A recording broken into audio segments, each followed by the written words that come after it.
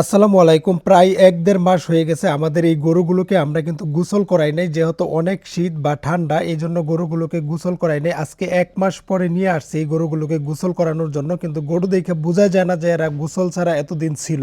আমাদের গরুগুলো দেখতে যেমন সুন্দর, ওরা নিজেরাও কিন্তু অনেক পরিষ্কার থাকার চেষ্টা করে। ওরা কখনোই চেনা বা পায়খানার মধ্যে ওরা শয় না। গরুগুলোকে নিয়ে আসছি গোসল করানোর জন্য একদম আমাদের হাঁসের ঘরের সামনে। তো গরু যে গোসল করাবো ওই পানিগুলো পড়বে, ওই পানিগুলো গিয়ে জমবে যে হাঁসের যে গর্ত আছে, ছোট্ট করে একটা পুকুর খুঁজে রাখছি হাঁসের জন্য, ওই পুকুরে যাবে এই গরু গোসল করানোর পানিগুলো। আমরা যখনই আমাদের গরুগুলোকে গোসল করাই তখনই কিন্তু এই জায়গাতে নিয়ে আসি যাতে গরু গোসল করার পানি দিয়ে হাঁসের গোসল করার গর্তটা ওইটা যাতে একদম পুরাপুরি ভরে যায়। যেহেতু অনেকদিন পরে আমাদের গরুগুলোকে আমরা গোসল করাইলাম এই জন্য কিন্তু একটু লড়ালড়ি করছে আজকে, অনেকদিন পরে শরীরে পানি পড়ার কারণে। গরু গোসল করানি শেষ, তারপরে আমি চলে যাব গরুর খাবার জোগাড় করার জন্য। আর গরুর খাবার হচ্ছে কচুরি পানা।